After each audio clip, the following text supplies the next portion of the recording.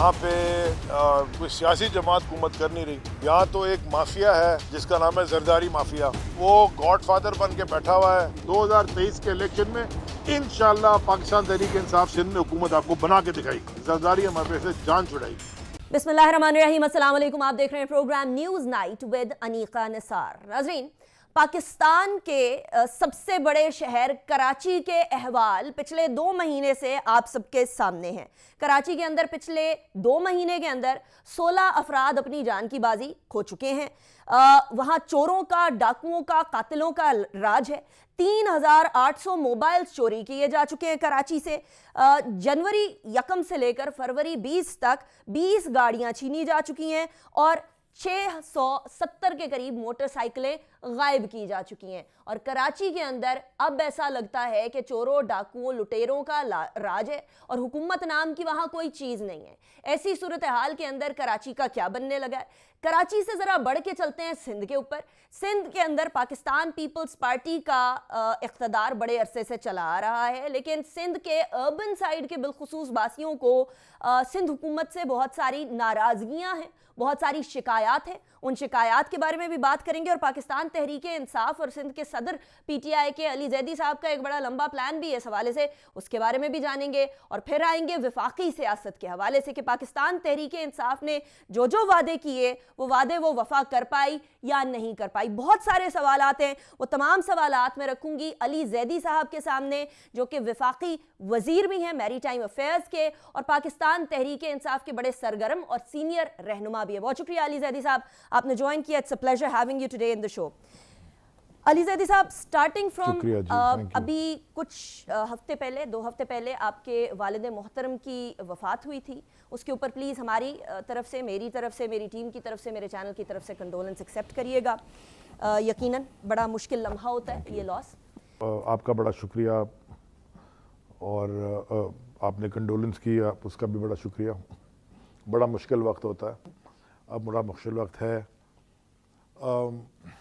मैं सिर्फ ये कहना चाहता हूँ कि जिनके भी वालिदैन ज़िंदा हैं, मेरी वालदा माशाल्लाह भी she is around and she is in good, मतलब अच्छी हेल्थ में है। मैं सिर्फ सबसे दरख्वास्त करूँगा ज़्यादा से ज़्यादा वक्त अपने वालिदैन के साथ गुजारें, क्योंकि जब वो गैप आ जाता है ना, जब वो चले जाते हैं तो बहुत बड़ा वैक्यूम होता है, छत चले जाती है वालिद के जाने से। अली जैदी साहब, all our prayers for your father's departed soul of course. लेकिन पहले सवाल की तरफ चलते हैं। आप अली जैदी साहब, 27 फरवरी को पाकिस्तान पीपल्स पार्टी ने अपना लॉन्ग मार्च करना है, इधर 26 फरवरी को आपने अपना लॉन्ग मार्च या अवामी राब्ता मुहिम मार्च का ऐलान कर दिया है। ये पाकिस्तान पीपल्स पार्टी के बदले में किया है या फिर कोई और चीज़ आपके जहन में है, कोई और गोल है? क्या अचीव करना चाह रहे हैं इस लॉन्ग मार्च से? देखें, ये कोई कभी पाकिस्तान की तारीख में किसी हमसे बड़ा मार्च किसी ने नहीं किया। 126 दिन का धरना हमने किया था। हुकूमत धरनों और मार्चों से कम जाती है, जाती नहीं, बल्कि हमारी अवामी राब्ता मुहिम है। सिंध हुकूक के सिंध मार्च है। जैसे कि आपने अपने शुरू में जिक्र किया अपने शो के, जो हालात इस सूबे में हैं, पूरे सूबे में, गोटकी से लेके और कराची तक। कराची की सिर्फ चीज़ें ज़्यादा हाईलाइट इसलिए हो जाती हैं कि कराची, लाहौर, इस्लामाबाद ये मीडिया सेंट्रिक सिटीज़ हैं, तो यहाँ मीडिया की पेनिट्रेशन बड़ी है। लेकिन अगर आप देखें तो ये लास्ट वीक तो नवाब शाह में पाँच आदमी मार के बैठे थे, वो हसन अली जरदारी इनका फ्रंट मैन है और उसका नाम नहीं लिख रहे थे वो FIR में। ये तो पूरे सिंध के अंदर होता है। क्या लाड़काना के अंदर मर्डर होते हैं, कोई रिपोर्ट होती है? क्या वहाँ के स्कूलों का और अस्पतालों का हाल देखा है? मैं आपको गारंटी करता हूँ जेकाबाद में और यहाँ जो उनके सिविल हॉस्पिटल्स हैं, यहाँ पे ये जो यहाँ रूल कर रहे हैं इस सूबे को, ये शायद अपने जानवरों का या और अपने पेट्स का भी इलाज वहाँ ना करवाएं, जहाँ ये समझते हैं कि इंसानों का इलाज होता है। बजट खाते हैं, पैसे खाते हैं, करप्शन है। करप्शन माने आपने कहा गवर्नमेंट तो है ही कोई नहीं, it's almost free for all. माने जो उस दिन कुरंगी की, यहाँ कराची जैसे शहर में कुरंगी इंडस्ट्रियल एरिया के जो ब्रिज है कनेक्ट करता है, वहाँ 12 आदमी खड़े होकर 100 गाड़ियाँ लूट के चले गए। इस तरह अगर हुकूमत कौन रहना पसंद करेगा इधर? सो देयरफॉर, और ये भी मैं आपको बता दूं कि 2018 के इलेक्शन में तहरीक इंसाफ को और उसकी साथ की जमातों को बहुत बड़ा वोट बैंक हमारा डेवलप हुआ था। लाड़काना में हमारे जो कैंडिडेट हैं अब हमारे साथ हैं, उस वक्त GDA में थे, वो 70-80 हज़ार वोट उन्होंने लिए। गोटकी में हमने वोट लिए, सखर में हमारे दोनों कैंडिडेट के 60-60 हज़ार वोट थे, कश्मीर में, जैकाबाद में, नवाबशाह में, मटियारी में, हर जगह वहाँ पे हर जगह PTI को वोट पड़ा। बल्कि हैदराबाद में क्यूमुलेटिव वोट PTI का सारी जमातों से ज़्यादा है, पीपल्स पार्टी और हमारी इत्तेहादी MQM को मिला के। लेकिन यह है कि जैसे 2013 में कराची में एक ब्लैंकेट वोट पड़ा था PTI को और वो वोट संभाल ना सके, शायद ऑर्गेनाइजेशन वीक थी, तो वो 2018 में हमने इसको ठीक किया। 2014 दिसंबर में मुझे कराची का सदर जिम्मेदारी दी गई थी, मैंने वो जितना कर सकता था किया, और मेरे बाद फिर दोस्त शमीम नकवी ने। अब 25 दिसंबर ही को मैंने, मगर इस दफ़ा 2021 को चेयरमैन साहब ने ये समझा कि सिंध के अंदर सदारत दी जाए, क्योंकि हमारा वोट बैंक तो बहुत है लेकिन ऑर्गेनाइजेशन नहीं थी। तो ये पहली मैं अवामी राब्ता मुहिम कर रहा हूँ। अच्छा अली ज़ैदी साहब, ये अवामी राब्ता मुहिम, I am sorry I am cutting you short here, लेकिन अवामी राब्ता मुहिम जो हो रही है, इसमें सबसे पहले तो आपके नाक़दीन या आपके मुखालिफिन कहते हैं कि कराची को संभालने पहले, वहाँ से जो आपको 14 सीटें मिली थी उनको संभालने पहले, उसके बाद सिंध की तरफ जाइएगा। बिलखुसूस पाकिस्तान पीपल्स पार्टी का तो यही मौक़िफ़ है कि आप लोगों को तो अब अगली दफ़ा कराची के अंदर भी वोट नहीं पड़ने वाला, आप सिंध की तरफ रुख करके क्या करेंगे? इसके ऊपर आपका क्या जवाब होगा? ये आज की तारीख में मेरा प्लीज़ ये रिकॉर्ड करके रख लीजिएगा, और अगर ये ना हो तो बार बार चला के मुझे थोड़ा शर्म भी दिलाइएगा। 2023 में इंशाल्लाह 2023 में सूबा सिंध में तहरीक इंसाफ की हुकूमत होगी 2023 के इलेक्शन के बाद। पहले तो ये रख लेना, उसको वो पीपल्स पार्टी जो कह रही है उनको कहने दें, मैंने जो कह दिया वो कह दिया। 2023 के में हमें इंतखाबात 14 में सीटें, सिंध में पाकिस्तान तहरीक इंसाफ की हुकूमत होगी, ये आपका दावा है? मैं आपसे कह रहा हूँ आज की तारीख में सेव करके रख लें, ताकि आप एम्बैरेस कर सकें बाद में मुझे बुला के, खुदा ना खास्ता अगर मैं सही ना हूँ। देखें, कोई मुझे ज़रा ये बताएं, 2008 में जब बीबी की शहादत हुई थी तो इनकी हुकूमत 4 सीटों के ऊपर सिंध में थी। तो 2008 से लेकर और 2018 तक कौन सी दूध की 10 साल में उन्होंने नहरें बहा दी? हाँ, क्या उन्होंने ऐसे इक़दाम कर दिए? कौन सा ऐसा काम कर दिया कि जनाब वाला ये 20-21 सीटें ज़्यादा ले गए या 100 सीटें इनकी बन गई? ऐसा तो कुछ हुआ नहीं। ना कुत्तों की वैक्सीन मिली, ना इंफ्रास्ट्रक्चर ठीक हुआ, ना अस्पताल ठीक हुए, ना स्कूल ठीक हुए, ना कोई चीज़ भी ठीक, ना पीने का पानी दिया, कुछ भी तो नहीं दिया। कोविड की भी एक वैक्सीन नहीं दी उन्होंने, वो भी सारी फेडरल गवर्नमेंट ने दी। और फेडरल गवर्नमेंट ने क्या किया मुझे ज़रा बताएं? कचरा उठाना शहर कराची से, जो कि फाइनेंशियल हब है, ये क्या फेडरल गवर्नमेंट की जिम्मेदारी है या प्रोविंशियल गवर्नमेंट की जिम्मेदारी है? 18वीं तरमीम के बाद नाले साफ करवा के पक्के करवाना ये फेडरल गवर्नमेंट की जिम्मेदारी है कि प्रोविंशियल गवर्नमेंट की जिम्मेदारी है? कराची सर्कुलर रेलवे या KCR चलाना ये फेडरल गवर्नमेंट की जिम्मेदारी है कि सूबाई हुकूमत की जिम्मेदारी है? K4 का प्रोजेक्ट जो कब से पड़ा हुआ है लेके, ये खा के पैसा, ये ऐसे अजदा हैं कि इनको पेट में भरते रहो, ये पेट ही नहीं भरता इनका, और अजदा भी खा के थोड़े दिन सो जाते, 2-3 दिन। ये K4 ये फेडरल की जिम्मेदारी है कि सूबा सिंध के बाशियों की जिम्मेदारी, हुकूमत की जिम्मेदारी है? देखिए, कोविड की वैक्सीन सारी फेडरल गवर्नमेंट ने, इन्होंने तो किया कुछ नहीं। मैं तो ये एक बड़ी चौड़ी लंबी चौड़ी लिस्ट है जो मैं शुरू कर दूं। इन्होंने, अच्छा, SDG फंड जो हमें मिले हैं सस्टेनेबल डेवलपमेंट गोल्स के तहत, जो प्राइम मिनिस्टर साहब ने रिलीज किया, और जो PSDP के दूसरे प्रोजेक्ट्स हम कर रहे हैं, ये वो प्रोजेक्ट्स हैं जो कि प्रोविंशियल गवर्नमेंट के हैं। पुलिस फेडरल गवर्नमेंट की जिम्मेदारी है 18वीं तरमीम के बाद, कि सिंध हुकूमत की जिम्मेदारी है या सूबों की जिम्मेदारी है? तालीम फेडरल गवर्नमेंट की जिम्मेदारी है। हैदराबाद में यूनिवर्सिटी के लिए फंड्स एलोकेट करके बैठे हुए हैं, 3-3.5 साल हो गए, परमिशन नहीं दे रहे। देखें, ये सिंध के को ये सिर्फ और सिर्फ लूटने बैठे हैं। पहले पाकिस्तान, आप देखें ना आज लाहौर में क्या हो रहा है। मैं तो टीवी खोला नहीं, मैं से गुजरते हुए देखा। मैं लाहौर की तरफ आऊंगी, ओ जी, वो जो मैं भी आऊंगी, वो बड़ा मेरी बात ही खत्म हो जाएगी। मैं वो बड़ा इंपॉर्टेंट टॉपिक है, खत्म कर दूं। नहीं, उसको एक सेपरेट टॉपिक के तौर पर, लेकिन मैं पहले जरा सिंध की तरफ ही रहना चाह रही हूँ। मेरी नजर से एक आपकी स्टेटमेंट गुजरी, उसके अंदर आपने फरमाया कि आसिफ अली जरदारी को कराची से निकाल देना चाहिए, कराची में उनको आना ही नहीं चाहिए, कराची में आसिफ अली जरदारी को आना ही नहीं चाहिए। ये स्टेटमेंट मेरी सामने से मैंने नहीं कहा। अच्छा, चलिए, thank you for the clarification. ये स्टेटमेंट जो है मेरी नजर के सामने से गुजरी थी, thank you for the clarification. अच्छा, मेरा स्टेटमेंट मैं आपको ऑफिशियल ऑन एयर दे दूं। मेरा स्टेटमेंट यह है कि इस मुल्क का अगर कानूनी निज़ाम, जुडिशल सिस्टम अगर ठीक हो तो आसिफ अली जरदारी को कभी जेल से बाहर ही नहीं आना चाहिए था, और अगर आप बाहर है तो जेल में होना चाहिए। Very interesting. अच्छा, लेकिन अली जैदी साहब, इल्जाम लगाना आसान होता है, साबित करना बड़ा मुश्किल होता है।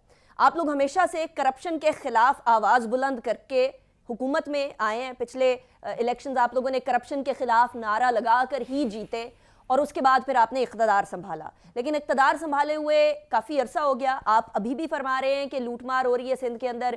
कराची के बहुत सारे मंसूबे K4 हो गया, सीवरेज के मंसूबे हो गए, तमाम मंसूबों के ऊपर जो है वो बैठकर करप्शन हो रही है और पैसे खाए जा रहे हैं, ज़मीनों के ऊपर कब्जा हो रहा है। हम कर रहे हैं, नहीं ये तो काम अब हम कर रहे हैं ना।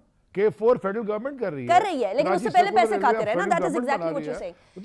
लेकिन उससे पहले तो क्या खाते रहे, आज इनको जी बात मुकम्मल कर लीजिए। नहीं मैं इल्जाम, देखिए मेरी बात सुने, चले मैं एक भी इल्जाम नहीं लगाता। ये मुझे बताएं, उज़ैर बलोच की JIT जो थी वो मैंने तो नहीं बनाई थी, वो तो खुद कह रहा है कि मैंने कत्ल करवाया इनके कहने में।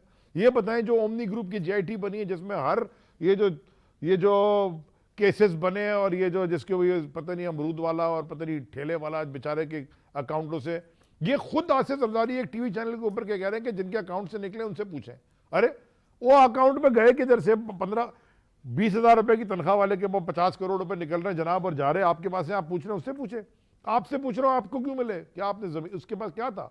मेरा कहने का मकसद है इल्जाम, जस्टिस सिस्टम तो बड़ा प्रॉब्लम है ना। अमेरिका के अंदर आपको याद है OJ सिम्पसन केस हुआ था, वो केस सारी दुनिया ने देखा, लाइव चलता था अर्ली 90s में। तो वो OJ सिम्पसन केस में वो OJ भी बच गया था, लेकिन बाद में कहीं और पकड़ा गया। अच्छा, और जो सबसे बड़ा माफिया गुजरा है ना हेड अमेरिका के अंदर, शिकागो का जो था एल कपोन जिसको कहते थे, वो मर्डर में नहीं पकड़ा गया था, वो ड्रग्स और अल्कोहल स्मगलिंग में नहीं पकड़ा गया, बच जाता था, वो पकड़ा गया टैक्स इवेजन में। इनके ऊपर इतना ज्यादा टाइट हो चुका है अब, इनके ऊपर कानून की गिरफ्त इतनी आ चुकी है, ये बच ही नहीं सकेंगे।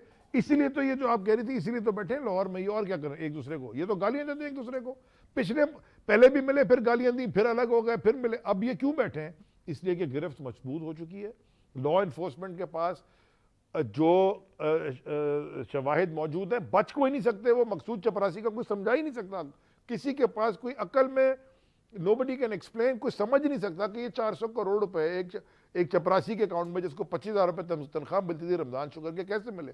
देयरफॉर दे आर सिटिंग, ये सारे आपस में मिले में। और वो मौलाना फजलुर रहमान का याद रखिएगा स्टेटमेंट, उन्होंने कहा था कब साथ बैठ के मिलोगे, जब हम सब जेल में होंगे। तो ये इनका माइंड सेट ही है।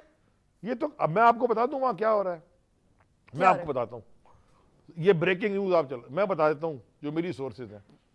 ये नून लीग वाले कह रहे थे फॉरेन इलेक्शन को और कर लेते हैं। ये तो इस्तीफे दे रहे थे ना, अब तो इस्तीफे तो खत्म हो गए, इन्होंने नहीं दिए। कितनी जी दफा ये मिले, पता नहीं PDM बनी है, वो लॉन्ग और शॉर्ट मार्च और पता नहीं क्या क्या, सारी दुनिया ने देख लिया वो। और जरदारी साहब कह रहे हैं मुझे प्राइम मिनिस्टर बना दो और एक्सटेंशन कर दो। ये वहां झगड़ा चल रहा है अंदर। अच्छा, हमारे सोर्सेज के हिसाब से शहबाज शरीफ साहब के नाम को कबूल कर लिया आसिफ जरदारी साहब ने प्राइम मिनिस्टर के लिए। शहबाज शरीफ पहले नैब से तो जान छुड़ा, मकसूद चपरासी के पैसे तो वापस करते हैं। ये PTI की तरफ से काफी बातें आ रही हैं कि अब शहबाज शरीफ साहब का जो केस होगा ना वो रोजाना की बुनियाद पे इंशाल्लाह होगा। ये PTI को कैसे पता है कि रोजाना की बुनियाद के ऊपर उनको कॉल किया जाएगा या नहीं किया जाएगा?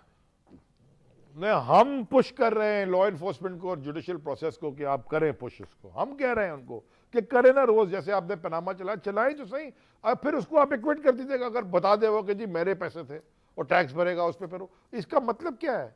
ये एक थोड़ी है, ये तो लाइन लगी हुई है केसों की। इस देखें बेल के ऊपर एक मोहतरमा बाहर है, बेल के ऊपर, और वो जल से जुलूस करके सारे पाकिस्तान, अगर हम कोई विंडिक्टिव पॉलिटिक्स कर रहे होते तो हम इनको उठा के जबरदस्त, हमने तो एक्चुअली लॉ को बोला है कि लॉ इन्फोर्समेंट अपना काम करे, जुडिशियल प्रोसेस से चले खुद से, लेकिन एज अ गवर्नमेंट हम ये कह तो सकते हैं कि करप्ट एलिमेंट जो भी है उसको पकड़ो। ये तो हम कह रहे हैं। राइट, चले आपकी जो राब्ता मुहिम, अवामी राब्ता मुहिम है, जरा उसकी तरफ भी आ जाते हैं ना। 26 के बाद जब आप कराची तक पहुंचेंगे तो 5 को आपने एक रैली करनी है हैदराबाद के अंदर। इस तमाम अवामी राब्ता मुहिम से आपकी तवक्कुआत इस एक साल के अंदर अंदर क्या है? ये तो आपने कह दिया ना कि चलिए 2023 के अंदर सिंध के अंदर हुकूमत पाकिस्तान तहरीक इंसाफ की होगी, वो हमने रिकॉर्ड करके भी रख लिया। लेकिन पाकिस्तान पीपल्स पार्टी के मुताबिक उनका सिंध के अंदर बड़ा ताकतवर किस्म का होल्ड है। वहां जो फ्यूडल सिस्टम है वो सारे के सारे फ्यूडल्स पाकिस्तान पीपल्स पार्टी की तरफ देखते हैं। उनके बकौल हमें तोड़ने के लिए जीडीए भी बनाई गई थी, जीडीए भी नाकाम हो गई। अब पाकिस्तान तहरीक इंसाफ भी अखाड़े में आके देख ले, कुछ होने वाला नहीं है बकौल पाकिस्तान पीपल्स पार्टी के। मैं उनका जवाब क्यों दूं? मैंने अपना स्टेटमेंट दे दिया है, बोलते रहे वो जो मर्जी बोलते, उनकी मर्जी है जो बोलें। ये यही कहा जाता था एमक्यूएम अल्ताफ हुसैन वाली एमक्यूएम के ज़माने में कराची में, यही कहा जाता था, ये हम सुनते आए हैं।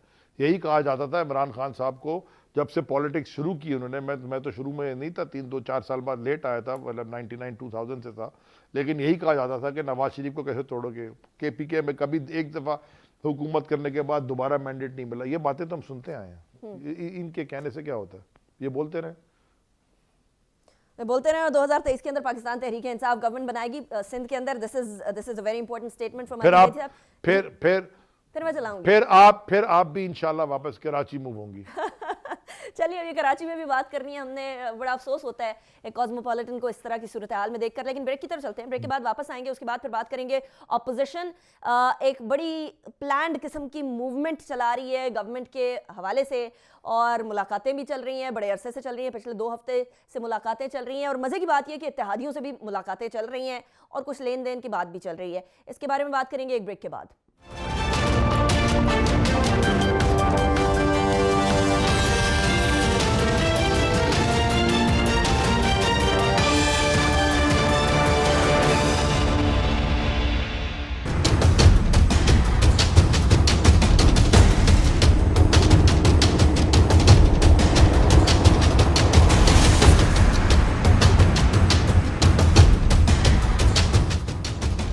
Welcome back after the break. Break पे जाने से पहले कुछ सियासत की गुफ्तगू को लाइटली टच तो किया, अब जरा डिटेल में चलते हैं। अली जैदी साहब, अभी सिंध में भी कुछ दिन पहले ये खबर आई थी, कुछ अरसे पहले ये खबर आई थी कि कुछ चपकलिश चल रही है सिंध सेक्टर ऑफ पाकिस्तान तहरीक इंसाफ में, और अपोजिशन का इसी टाइम के ऊपर ये दावा कि कुछ लोग कराची से भी और बाकी ओवरऑल पीटीआई से भी उनसे राबता कर रहे हैं कि अगर अदम एतमाद की तहरीक आती है तो हम लोग जो हैं वो आपकी सपोर्ट में या तो हम रिजाइन कर देंगे या फिर हम आप लोगों की सपोर्ट के अंदर आ जाएंगे। इस क्लेम पर, और ये जो बहुत अरसे से ये खबर गर्दिश कर रही है कि सिंध चैप्टर के अंदर कहीं ना कहीं पाकिस्तान तहरीक इंसाफ में रिफ्ट है, इसको जरा क्लैरिफाई कर दीजिएगा। हमारी बड़ी जमहूरी जमात है, हमारी कैबिनेट मीटिंग्स में भी इख्तलाफ राय होता है, और कई दफ़ा प्राइम मिनिस्टर की राय एक होती है और कैबिनेट के कई मेंबरान की राय एक होती है। लेकिन ये इख्तलाफ राय इंटेग्रिटी पे कभी क्वेश्चन नहीं करता, किसी के ज़मीर पे कभी क्वेश्चन नहीं करता। इख्तलाफ राय को तो हम तो कहते हैं इख्तलाफ राय अच्छा जमहूरियत का अमली हुस्न ही इख्तलाफ राय है, तो कब मगर इंटेग्रिटी पे नहीं होता। ये तो सीधा बात करती थी इंटेग्रिटी पे। अगर ये मुझे पता है कि कुछ लोगों को उन्होंने फ़ोन किया, वो हमें आगे बता देते हैं। अक्सर लोगों को ये फ़ोन करते हैं ना, और कुछ लोग ज़रा इनको दाना भी डालते हैं, वो आगे हमें बता देते हैं कि यार इतने पैसे ऑफ़र करें, ये ऑफ़र करें। कोई बिकने वाला नहीं है पीटीआई में, कौन जाएगा इमरान खान को छोड़ के, वो भी जरदारी का नवाज के शहबाज और इनके पास। कराची में किस किस को ऑफर किया है अली जैदी साहब? यकीनन आपको बताया तो होगा, किस को ऑफर किया कराची में? इतना आसान थोड़ी है बताना। नाम तो बता देना थोड़े से। यहाँ पे नहीं की वैसे, बाय द वे। अच्छा, कराची में नहीं हुआ? नहीं, यहाँ पे नहीं। क्योंकि लास्ट टाइम वो पीपल्स पार्टी का जो सेनेट के अंदर मामला था, वो कराची के अंदर बहुत सारे लोगों को ऑफर हुई थी। जी मुझे उस वक्त की थी, करते आएंगे, फिक्र ना करें आप। अच्छा, ये बता दें कि ये मुझे बताऊं, एक बड़े मजा आया वैसे। एक मैं आपको स्टोरी सुना दूं। ये आज से 3 दिन पहले मुझे एक प्रिंटर है, अब मैं ये नहीं बताऊंगा कि वो झंडे प्रिंट करता है, कि बैनर प्रिंट करता है, कि हैंडबिल प्रिंट करता है, कुछ ना कुछ वो प्रिंट करता है। उसने मुझे फ़ोन करके मेरा बड़ा शुक्रिया किया।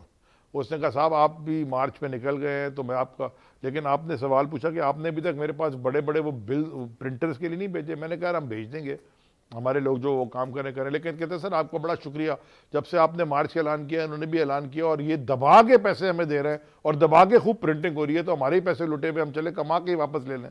तो ये तो जितना उन्होंने शेयर लगा दिया, झंडे डंडे और पता नहीं क्या क्या पूरा इनको करते नहीं, अच्छा है लोगों के पैसे ही वापस आ रहे हैं जो उन्होंने कमाए हुए।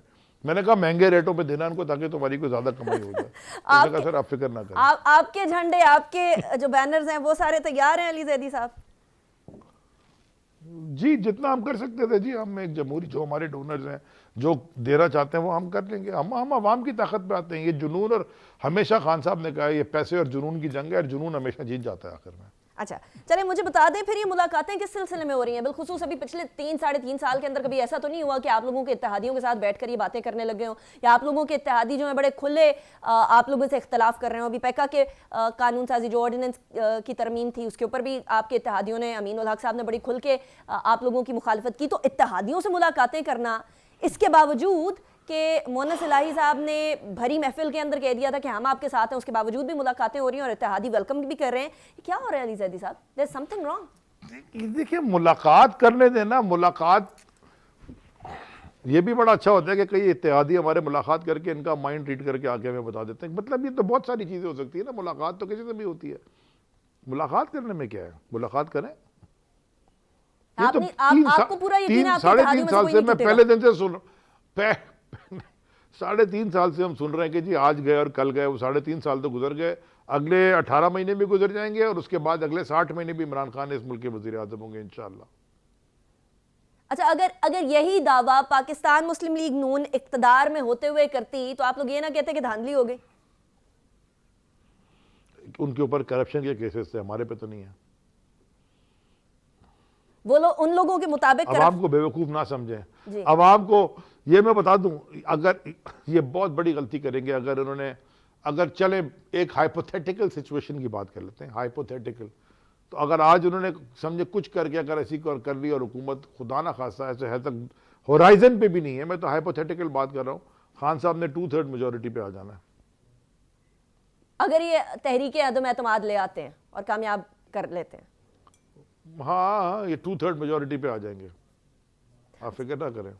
अवाम बेवकूफ नहीं है, बड़ी अक्लमंद है। अवाम हमसे शायद शिकायत और शिकवा जरूर करती है, थोड़ी तकलीफ है, लेकिन वो अवाम फिर भी हमारे साथ है। अच्छा अवाम के साथ होने की कोई वजह तो होती है ना अली जैदी साहब? अभी आपके सामने कोविड आया, मतलब अवाम को नजर नहीं आ रहा, अवाम कोविड आपने हैंडल कर दुनिया का सबसे अच्छी महंगाई आ गई, महंगाई जो है वो आप लोगों से हैंडल नहीं हो सकती। महंगाई तो एक ग्लोबल फिनोमेना है। एक देखिए, मैं ग्लोबल फिनोमेना है। मैं आपको एक छोटी सी मिसाल दे देता हूं गंदम की। गंदम हम इंपोर्ट करे जा रहे हैं बाहर से मार्केट स्टेबल रखने के लिए, और ये यहाँ से, अभी नैब के चेयरमैन का बयान आया ना, मैं कहता, पहले इन्होंने, इनके वजीर ने खड़े होकर सूबाई असेंबली में खड़े होकर कहा कि 8 लाख टन गंदम गायब है। पूछा कहाँ गए, तो उन्होंने कहा चूहे खा गए। तो वो 2 टांगों वाले चूहों से अभी नैब के चेयरमैन ने कहा 10 अरब मैंने रिकवर कर लिए हैं और 9 अरब और बाकी हैं। देखें ये सारा का सारा गेम डोसला इनका है। अभी भी 560 मिलियन तकरीबन 1.5 मिलियन टन गंदम कहते हैं हमें नहीं मिल रही, कहाँ है अभी। एक तो कमाल है पिछले साल की, इनका तो कोई हिसाब किताब ही नहीं है, इनको कुछ नहीं मिलता।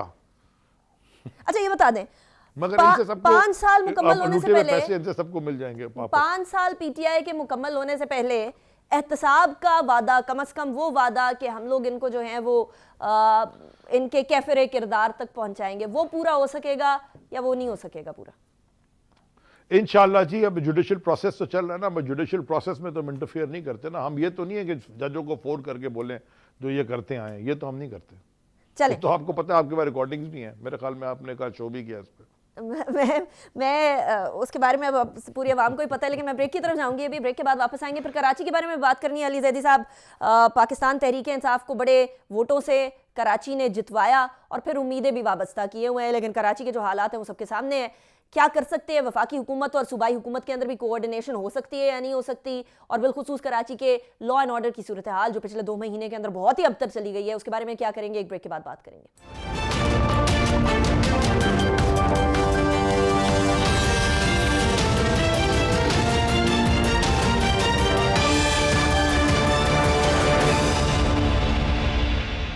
Welcome back after the break. Break पे जाने से पहले हम बात कर रहे थे Pakistan Democratic Movement, Peoples Party, सारी जमातें मिलकर इकट्ठी हो गई हैं और पाकिस्तान तहरीक इंसाफ के सरबराह और prime minister of Pakistan Imran Khan को गिराने के दरपे हैं।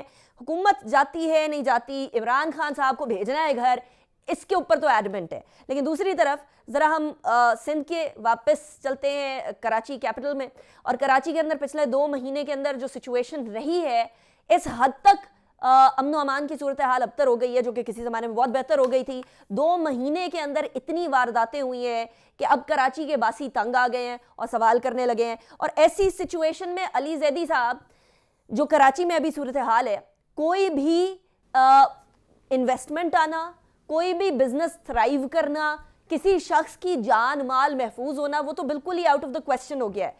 क्या वफाक और सूबाई गवर्नमेंट इन मामलात को बैठकर एटलीस्ट इतने वर्किंग रिलेशनशिप पे है कि डिस्कस करे कि देखिए क्या हो रहा है, बिलखुसूस एक ऐसी जगह पर जहां वफाकी जमात जो इख्तदार में है उसके बहुत सारे एमएनएज हैं?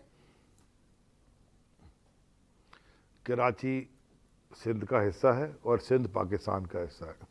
सिंध में पीपल्स पार्टी की हुकूमत है, इन्होंने पुलिस का निज़ाम तबाह किया है। मैं आपके चैनल के तवज्जुह से, आपके प्रोग्राम के तवज्जुह से ये मैं आप सबको आगाह करना चाहता हूँ कि जैसे ही प्राइम मिनिस्टर साहब अपने रशिया के दौरे से वापस आएंगे, मैं उनको एक ऑफिशियल लेटर लिखूँगा, not only as a president of PTI but as a federal minister, जिसकी वजारत का डायरेक्ट ताल्लुक कराची से है क्योंकि पोर्ट्स हमारे पास है।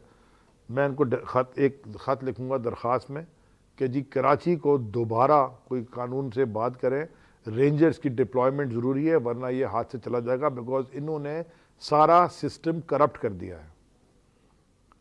यहाँ पुलिस वाले बहुत सारे लो लेवल के खुद इन्वॉल्व हो जाते हैं, सिस्टम इज करप्टेड। और इसके सही होने के कोई आसार नजर आ रहे हैं अली जैदी साहब आपको, या ये अब इलेक्शंस तक इसी तरह से चलता रहेगा जब तक आप सिंध में नहीं आ जाते आपके बकौल? इससे बहुत खराब हालात केपीके के थे। दहशतगर्दी का वो गढ़ बन चुका था जब 2013 में हमारी हुकूमत आई है। और अल्हम्दुलिल्लाह आप देख लें केपीके के हालात, कंपेयर कर लें ना, वहाँ की हर चीज़, वहाँ के इंफ्रास्ट्रक्चर को, पेशावर बड़ा शहर है तो यहाँ कराची, आप उनको कंपेयर कर लें और वहाँ के देहाती इलाकों को कंपेयर कर लें सिंध के देहाती इलाकों से, आपको फ़र्क साफ ज़ाहिर नज़र आ जाएगा। आप तो इस्लामाबाद में बैठी जाके खुद देख लें। अच्छा, लेकिन कराची की जो सिचुएशन डायरेक्टली इंपैक्ट करती है पाकिस्तान की इकोनॉमी को अली जैदी साहब, तो यकीनन वफाकी गवर्नमेंट को बड़ा इसके ऊपर आई एग्री विद यू, इसके ऊपर बहुत ज्यादा इल्हाम है और आप खुद इसके बारे में आवाज उठाते रहे। इवन यहाँ शेख रशीद साहब ने एक प्रेस कॉन्फ्रेंस की थी, उसके अंदर भी उन्होंने कहा था कि हम रेंजर्स देने को तैयार हैं। लेकिन ये बातें, उसके ऊपर मुराद अली शाह साहब ने भी कहा था कि ये बातें जो हैं ये टीवी के ऊपर करने की नहीं होती, मुझे ऐसी कोई बात कम्युनिकेट नहीं की गई। तो टीवी पे बात करना तो अलग है, लेकिन वफाकी हुकूमत ने क्या बाकायदा तौर पर सिंध गवर्नमेंट को ऑफर किया? आप तो करेंगे, लेकिन अभी तक तो नहीं कुछ ऐसा हुआ, राइट? नहीं, सिंध गवर्नमेंट के पास रेंजर्स है, वो खुद डिप्लॉय कर सकते हैं। रेंजर्स तो यही है, सरकार फेडरल गवर्नमेंट की एक फोर्स बैठी है। जब इनको ये करते नहीं ना, क्योंकि इनके खांचे हैं। मुझे पता है ना, एक एमएनए, एक एमपीए के ऊपर पूरा कागज लिखा हुआ है एक सिंध पुलिस के अफसर ने कि वो ड्रग डीलिंग कर रहा है, और दूसरा जो डाकुओं को शिकारपुर में संभाल रहा है, उस एसपी को ही फारिग कर दिया सूबे से उन्होंने। तो इस तरह ये तो क्रिमिनल्स बैठे हुए, ये पॉलिटिशियंस नहीं है, इनको पॉलिटिशियंस ना कहिए, क्रिमिनल्स हैं। माफिया का, अगर आप वो कोस्टा नोस्ट्रा माफिया का राज होता है ना, ये माफिया पॉलिटिक्स भी नहीं आती थी, ये पॉलिटिकली रूल कर रहे हैं हमें। अच्छा, मुझे कराची के 5 मसलों का हल बता दीजिएगा अली जैदी साहब। सफाई का मसला, क्राइम का इशू, मैं बता देता हूं, पानी का इशू, वहां जो नक्कासी आब का इशू है, और वहां का इंफ्रास्ट्रक्चर। ये 5 मसलों का मुझे हल बता दीजिएगा। पाकिस्तान तहरीक इंसाफ के पास क्या हल है? मैं अभी हाथ की बात बताता हूं, आप 1 बाय 1 पूछ लें। क्राइम का इशू आपने कहा, पूरी की पूरी Sindh police needs to be revamp होना है, जैसे केपीके की पुलिस हुई थी। पानी का इशू, K4 पानी की चोरी बंद करें। ये Karachi water and sewage board, मुझे बताएं, नल में नहीं आ रहा, टैंकर में आ रहा है, इसका मतलब क्या है? एक सादा सा सवाल है, नल में पानी नहीं आएगा लेकिन टैंकर से पानी आएगा, इसका क्या मतलब है? डिप्लीटेड इंफ्रास्ट्रक्चर, जब आप इंफ्रास्ट्रक्चर ठीक नहीं करेंगे तो फिर यही आने वाला होगा, न पानी की चोरी होती है और जो है वो भी कम है, और ऊपर से जो वो है वो चोरी करते हैं। दूसरा आपने बोला क्राइम का, मैंने आपको बता दिया। और आपने क्या पूछा? कचरे का हल है। मैं पहले बताता हूँ, कचरे का हल है, इसको डिवॉल्व करें सब्जेक्ट को। ये सिंध सॉलिड वेस्ट मैनेजमेंट कुछ नहीं होता, ये हर जिले का अलग बनना चाहिए, मतलब हर डिवीजन का अलग बनना चाहिए। जैकाबाद में कहाँ कचरा पड़ा आपको भी नहीं पता, मुझे नहीं पता, उस वाले को जैकाबाद वाले भाई को मेरे नहीं पता कि कराची में कहाँ पड़ा। ये लोकलाइज्ड इश्यूज हैं।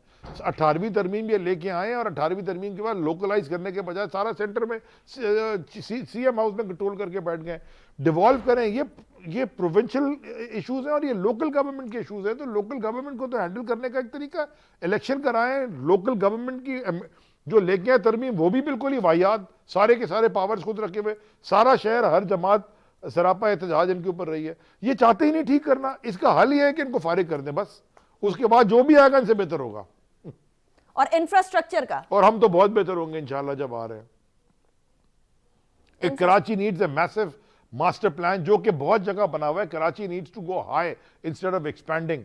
एक्सपेंशन अपनी जगह हो गई है लेकिन Karachi needs to also go high, ऊपर। पूरी दुनिया में ना सिटीज बनती हैं विद इन सिटीज, पूरी दुनिया में बनती हैं। मैं 1990 में जो अमेरिका में गया था पहली दफा, जहां पे एक दफ्तर में वो वहां सामने दुकानें थी, वहां दुकानें नहीं, वहां हाई राइज स्ट्रक्चर बन चुके हैं। यहां जो जनाब स्टे ऑर्डर पे स्टे ऑर्डर, तब आई है पूरे स्टे ऑर्डर। केपीटी में की जमीनों, केपीटी पे 900 केसेस हैं, 800 के करीब स्टे ऑर्डर्स हैं और सब जमीनों के केसेस हैं। तो मैं क्या, ये देखे ना, ये होलिस्टिक अप्रोच लेनी पड़ेगी इस पूरे मसले की। ठीक है अली जैदी साहब, आज अगर जिस तरीके से आपने फरमाया कि 2023 के अंदर सिंध के अंदर पाकिस्तान तहरीक इंसाफ आएगी, अगर पाकिस्तान तहरीक इंसाफ सिंध के अंदर 2023 में आती है और ये जो आपने तमाम सॉल्यूशंस बताए हैं अगर वो उस टाइम पर इंप्लीमेंट नहीं होते, तो फिर मैं आपसे एक दफा दोबारा सवाल करूंगी। बिल्कुल, आप पूछिएगा।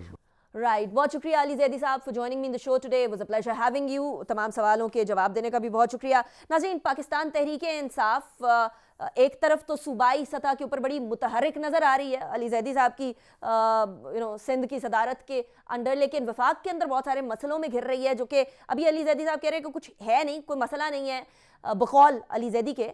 लेकिन क्या होता है आने वाले दिनों के अंदर, सियासी ऊंट किस करवट बैठता है, ये तो वक्त बताएगा। और आज के शो के बाद मंडे तक क्या सूरत हाल होती है उसमें बड़ा फ़र्क हो सकता है। इसीलिए मंडे को इंशाल्लाह मुलाकात करेंगे सियासी गुफ्तगू के साथ कि उस टाइम तक पाकिस्तान की सियासत में क्या तब्दीलियाँ आती हैं या कोई तब्दीलियाँ नहीं आती। But till then take good care of yourself. Aniqa Nisar को इजाज़त दीजिए, अपना बहुत ख्याल रखिए। अल्लाह हाफ़िज़।